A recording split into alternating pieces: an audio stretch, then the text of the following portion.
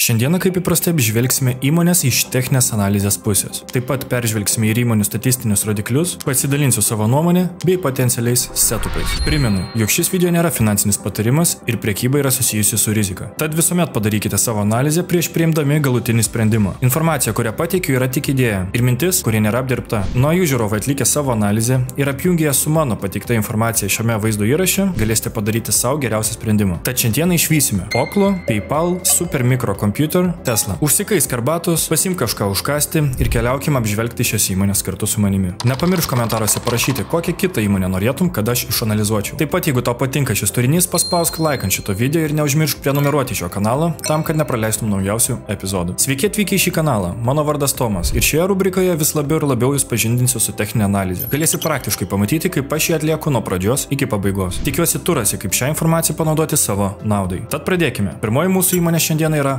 Oklo. Šią įmonę buvo apžvelgęs prieš 2 apžvalgas. Bet jei trumpai, tai įmonė besiverčianti atominę energetiką, bei prekiaujanti savo pagamintą elektros energiją. Kiek žinau, mano apžvalgą stebi tiek patyrę, tiek nauji investuotojai. Ir naujokams aš visuomet patariu investuoti su mažom sumom. Na, tarkim 10 eurų. Tam, kad žmogus suprastų, kaip veikia mechanizmas, kaip veikia platforma, bei kaip galima tiesiog uždirbti iš investicijų. Tuomet laikui bėgant, na, žinių bagažui augant, šią sumą galime pagamti. Tad turiu pasiūlymą. Platforma, kuri yra pakankamai lengva naudotis naujokai, bet tuo pačiu ir pakankamai informatyvi naudotis patyrusiam investuotojui. Tad kviečiu pasinaudoti šiuo pasiūlymu, visą detalę informaciją bei nuorodą rasi šio video aprašyme. Na, dabar grįžkime prie Oklo ir keliaukime prie skaičių bei techninės analizės. Tad įmonė, kaip ir praeitą kartą, yra 3246 vietoje, akcijos vertė beveik $26, įmonės kapitalizacija siekia 3,5 milijardo JAV dolerių ir per metus akcijos kainos vertė pasikeitė 142% į viršų. Atsidarę weekly grafiką, mes matome štai šitą rodiklę, aš buvau pažymėjęs, kurgi praeitą apžvalgą mes darėme šią analizę ir pasakiau, kad jeigu lygis bus breikintas šitas, būtent po šitos žvakės pozityvaus uždarimo, tai greičiausiai jis nuvažiuos į viršų. Ir tuomet kaina nuvažiavo į viršų. Aš nerekomendavau investuoti šitoje vietoje, aš rekomendavau investuoti, kuomet kaina kils į viršų, pratestuos atgal šitą lygį ir bus galima vėl užeiti ties galbūt $25–26, bet tik po to neužmirškime, kai pamatysime pozityvumo ženklus weekly grafike. Pozityvumo ženklai weekly grafike yra stiprios bei impulsyvios bulį žvakės, o prieš tai sekant neapsisprendimo ir galbūt tokios supirkėjos su ilgom dėkėlėm dominacijos žvakės. Tokios kaip galbūt Pimbarai, Dodži ir panašiai. Tad kol kas mes matome šitą gan stipriai išparduodamą akciją ir greičiausiai mes testuosime žemesnius lygius, tai yra $20, jeigu taip ir toliau užsidarys šitą žvakę. Iki savaitinės žvakės uždarimo liko 7 valandos ir pažiūrėsime, kiek per 7 valandas tai pasikeis. Tad šitą žvakę kol kas mes matome, jog juda stipriai ir gan impulsyviai žemyn, rinka dominuoja pardavėjai, kol kas jokių pirkėjų stiprumo mes nematome, galbūt pamatysime daily time frame, bet abejoju. Iki savaitės grafiko uždarimo liko 7 valandos ir 13 minučių ir pažiūrėsime, kaip jinai užsidarys. Bet kokiu atveju investuoti į šią įmonę kol kas neskubu, bet ją įtraukiu į savo sąrašą ir žiūrėsime, kaipgi reaguos. Ir kuomet mes pamatysime bullish reakciją, mes iškart perkam. Tai yra Dodži, tuomet stipriai impulsyvi bullish žvakė, kaip pavyzdžiui, štai šituo atveju, štai šituo atveju, štai šituo atveju ir tuomet galima pirkti. Tai jo, tai kol kas laukčiau kažko tokio. Gali būti, kad mes ir važiuosime potencialiai ir į $15 lygio zoną, bet kol mes nepramušame šitos, mes nesakome, kad mūsų tikslas yra čia. Pradžioje reikia pramušti šitą zoną ir tuomet žiūrėsime, kasgi vyks. Ir tuomet galėsime prognozuoti tolimesnį ateitį ir tolimesnius targetus. Tad kol kas šitą įmonę stebėjimo sąraše ir su ją skubotų sprendimų nerekomenduoju niekam daryti. Kas liečia daily grafiką, mes taip pat matome gražų pakilimą į viršų, gražų pakilimą kalniuką į apačią. Štai šitoje vietoje, man atrodo, jau buvo breikintas lygis, kuomet aš dariau apžvalgą, nepamenu tiksliai, kuri žvakė buvo. Ir kaina nuvažiavo žemyn, retestino, nuvažiavo viršų. Retestino šitą nedidelį lygį, bet jis yra visgi stiprus, nes matome gan stiprų impulsą nuo jo ir nuvažiavo kaina viršų. Tad vėlgi, dabar mes matome gan stiprų lygį istoriškai, kas liečia šitą lygį. Šitas yra lygis dar stipresnis mano akimis, tai galbūt važiuosime ir į šitą lygį. Šitas lygis taip pat sutampa su 200 paslankiuoju vidurkiu. Tai gan stiprus lygis automatiškai gaunasi. Tad tiek apie Oklo. Antroji šiandienos mūsų įmonė yra PayPal. Tai tarptautinė finansinių technologijų kompanija, kuri teikia internetinių mokėjimų bei pinigų pavedimo paslaugas. Ji leidžia saugiai atsiskaityti vartotojams už paslaugas ar prekes perkant internetu. Taip pat tarp vartotojų siųsti bei gauti pinigus. Labiausiai vertinu tai, jog PayPal siūlo pirkėjų bei pardavėjų apsaugą nuo sukčiavimo internetu. Tad man asmeniškai, jeigu yra pasirinkimas mokėti tarp PayPal ar bet kokią kitą platformą, visuomet renkuosi būtent pastarąjį variantą. PayPalas užima 292 vietą pasaulyje, akcijos vertė yra $68, per metus akcijos vertė pakilo 7 17 procentų ir rinkos kapitalizacija siekia 67 milijardus JAV dolerių. Atsidarę weekly grafiką mes vėlgi matome, jog kol kas reakcija yra didžiulė į resistance lygį, tai buvo double topas, kas prekiauja paternais, galbūt kas girdėjo tokią savokę double topas ir mes važiuojam žemyn, testuoti žemesnių lygių, tai galbūt šiuo atveju tai sakyčiau apie 59-60 dolerių kažkur lygis zona. Ir kodėl mes matome tokią reakciją, aš istoriškai iškart nusibrėžiau labai stiprų lygį, štai šitą vietą ir nuo šito lygio jūs matote, kaip eksponentiškai ir vertikaliai tiesiog kilo akcijos vertė. Galima sakyti, nuo čia maždaug užkilo 250 procentų, jeigu nedaugiau. Tad iš karto automatiškai tai gaunasi labai stiprus lygis, į kurį mes buvom sureagavę istoriškai ne vieną kartą ir ne paskutinį, kaip matom. Dabar mes greičiausiai važiuojame į 60 dolerių zoną ir būtent į 60 dolerių zoną aš kažką žiūrėčiau apie pirkimą, tik aišku vėlgi po pozityvių ir pirkėjų impulsyvumo ženklų. Kas liečia stochastik oscillatorių, tai jis irgi galbūt krosins kažkur štai šitoje vietoje į viršų, nes kai krosino paskutinį kartą štai šitoje vietoje, mes matome gan gražų kilimą į viršų, plus 58, plus 61 procentas plus minus, kai buvo krosinė štai šitoje zonoje, tai vėlgi mes matome gan neblogų ir gražų kilimą, tai buvo gal 27 procentai ir priklausomai kiek jūs būtumėt laikę, tiek būtumėt ir uždirbę. Ne? Štai šitoje vietoje vėlgi kaina krosino, kažkiek pakilo į viršų ir istoriškai šitoje vietoje irgi mes matome, buvo krosas, dar net nedaėjęs iki apačios, labai staigus. Čia netgi nežiūrėčiau tokį krosą iš tikrųjų kaip ir rimta, galbūt būčiau labiau čia žiūrėjęs štai šitoje vietoje, taip kaina krosino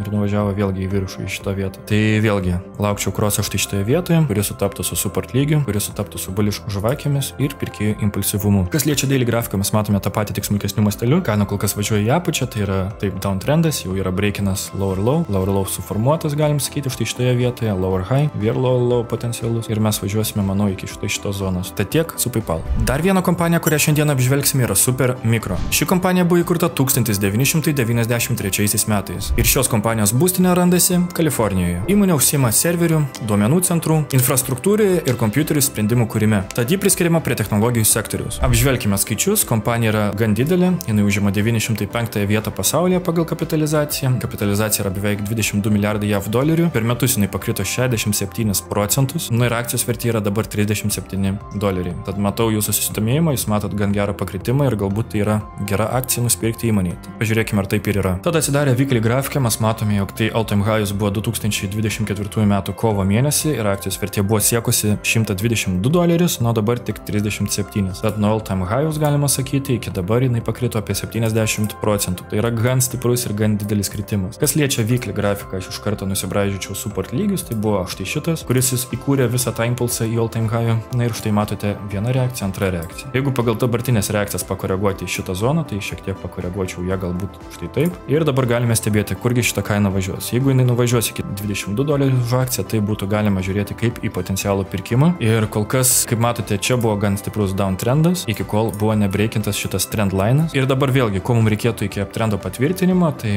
high ir low, tai galbūt jis bus susiformavęs štai šitoje vietoje ir būtų super. Nes kai mes suformuojame high ir high, norėtųs high ir low ir tuomet tai būtų uptrendo patvirtinimas. Jeigu mes jo nesuformuosime, visgi greičiausiai mes pamatysime reakciją štai šitame lygyje. Na, jeigu šitas lygis bus breikintas, kompanijai bus tikrai riesta ir kompanijos akcijos vertė gali važiuoti į 8 ar 6 dolerių už akciją ribą. Tai tikrai kol kas irgi neskubam pirkti šitos įmonės, važiuojame, laukiame arba uptrendo pradžios, arba testo štai šito lygio ir kuomet pamatome tokią bullish reakciją, tai būtų potencialus pirkimas štai šitoje vietoje, kuris tapo taip pat su krosu ir pradėjo kainą iš stochastiko važiuoti šiek tiek į viršų, iš perparduotos zonos. Kas liečia daily grafiką, tai mes matome vėlgi, kaina turėjo stiprų suportą štai šitoje vietoje, bet jį, kaip matome, breikina ir dabar retestina, kad važiuotų toliau žemyn. Šiokia tokia reakcija, šitą neapsisprendimo žvakė, kuomet pardavėjai ir pirkėjai buvo neapsisprendę, iš abiejų pusių stiprumas maždaug buvo tolygus ir vienodas, bet sekanti žvakė buvo bearish ir tai buvo apspręsta iš tikrųjų, kad kaina breikino. Sekanti žvakė buvo vėl bullish, bandė kažką pirkėjai dominuoti, bet nelabai pavyko, nes neužsidarė aukščiau šitos žvakės, sakykime. Aš taip interpretuoju ir greičiausiai kaina galiausiai nuvažiuos žemyn į 27 dolerius už akciją. Tai šito lygio aš vėlgi laukčiau ir tai būtų vėl lygis potencialus sprendimui. Ir sekančiose apžvalgose galbūt vėl šitą įmonę mes pamatysim už 2 mėnesių, pažiūrėsim, kaipgi mano va šitie lygiai sutampa, aš savo lygių netrinu, palieku juos tokiais, kokie buvo nupiešti prieš tai apžvalgoje, kaip matote, Oklo pavyzdžiui, tokie patys lygiai. Tiesiog pažiūrėsime, kaipgi reagavo ir kasgi įvyko su šita kompanija. O dabar kol kas arba į viršų, arba į apačią, greičiausiai į apačią. Šitas lygis laikys, jeigu nelaikys, kompanija gali būti, kad bankrutuos. Na ir paskutinė mūsų įmonė šiandieną - Tesla. Maskas labiau įsivėlė į politiką ir tai atrodo jo įmoniai nėra į naudą. Pažiūrėkime, ar verta investuoti į ją ir kogi tikėtis iš Teslos šiais metais. Niekas per daug skaičiuose nepasikeitė, tačiau Teslos rankas nukrito nuo 8 vietos nuo praeitos apžvalgos iki dabar, iki 10 vietos per 2 vietas, rinkos kapitalizacija, kaip matote, viskas yra rimta,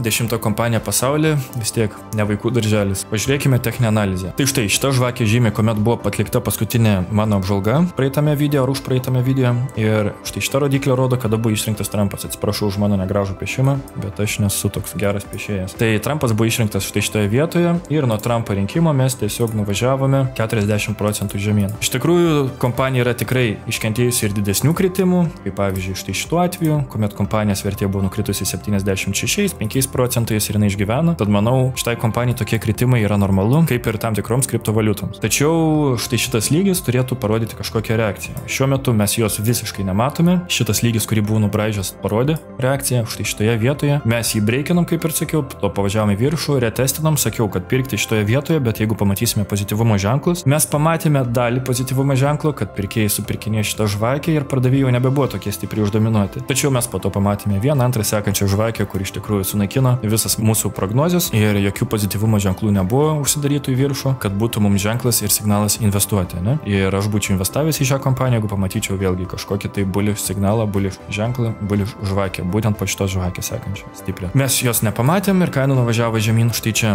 Vėlgi šitoje vietoje mums belieka laukti ir kantriai stebėti kainos keitimą. Galbūt sulauksim pozityvios žvakės, galbūt ne, galbūt pamatysim vėl kitą savaitę štai tokią žvakę, pozityvią žvakę ir kaina nuvažiuos į kosmosą, ne? Jeigu ne, jeigu mes šitą lygį pramušam, aš tų lygių galiu čia pribraižyti daug, bet šitas yra vienas iš pagrindinių lygių, sakyčiau, kur yra gan ilgą laiką reakcija ir buvo labai stipriai gerbiamas ir šito range'o jis yra bottomas, sakykim, štai šito, kuris truko nuo 22 metų rugsėjo mėnesio iki pat lapkričio. Kol kas tikėčiau štai šito zonos 156, jeigu mes breikinam šitą lygį. Tad taip pat kol kas nieko negaliu pasakyti apie tą Tesla per daug, kad tiesiog laukiam ir viskas. Kas liečia daily lygį, tai mes galime jį pažymėti kitokia spalva, gal pažymėkime žalią ir kuomet vėl darysiu apžvalgą, mes pamatysime šitą daily lygį, kuris buvo žalias, gan stiprus, impulsas nuo šitos vietos buvo į all time high, galbūt mes ir nuo jo padarysime reakciją šiokią tokią. Ir jeigu mes pagal daily prekiaujam, kartais žmonės tikrai prekiauja ir pagal daily lygius, čia nėra nieko blogo tame, tačiau šiek tiek patikimesnių signalų, sakykime, signalus duoda vyklė time frame'as, tačiau reikia būti kantresniam, šiek tiek labiau ilgesniam laikotarpiu investuoti, kad gauti tam tikrą grąžą. Bet kartais daily pasako anksčiau, daily žvakės parodo anksčiau, užsidaro anksčiau už vyklį ir kol kas laukčiau štai šitos vietos, pažiūrėsim, kaip daily reaguos. Jeigu daily reaguoja gerai, matome neapsisprendimą, bullish, stochastikas krosina, kodėlgi nenuspirkus dalį kompanijos, ne, akcijų. Pelną nusiminėčiau galbūt štai šitoje vietoje ties šito resistance lygiu ir jeigu mes pradedam judėti uptrendų, galbūt dalį pelną nusimti čia, toliau kaina važiuoja aukštyn, nusimčiau dalį pelną čia, jeigu toliau kaina juda, likusią dalį čia nusimti pelną. Aš visada rekomenduoju nusiminėti dalimis, užeidinėti į poziciją dalimis, neinvestuokite iškart visko, nenusiminėkite iškart visko, nes investuojant iškart visko jūs galite visko prarasti. Nusiminėjant pelną iškart visą jūs galite prarasti papildomas pasipelnimo galimybės, tai tikrai rekomenduoju viską daryti dalimis, strategiškai, ramiai, laukti tam tikrų dalykų, kurie vyksta grafike ir nusipirkti, ne? Aišku, kaip sakau, pasidarykite savo analizę ir galite pasinaudoti mano šitom analizėm kaip idėja kažkokia atspirties tašku, tačiau galutinį sprendimą jūs priimkite patys, jūs pamatysit, koks bus geras sprendimas, manau. Linkiu šito visiems, bent jau, kas mane žiūri. Tad tam kartui tiek. Ačiū uždėmesi. Paspauskite šį kanalą, jeigu norite nepraleisti naujausių mano epizodų, bei palaikinkite šį video, jeigu jums jis patiko. Komentaruose palikite įmonės, kokias norėtumėt, kad apžvelgčiau sekančioje savo apžvalgoje. Na, su jumis buvo aš, Tomas, ir iki kito karto.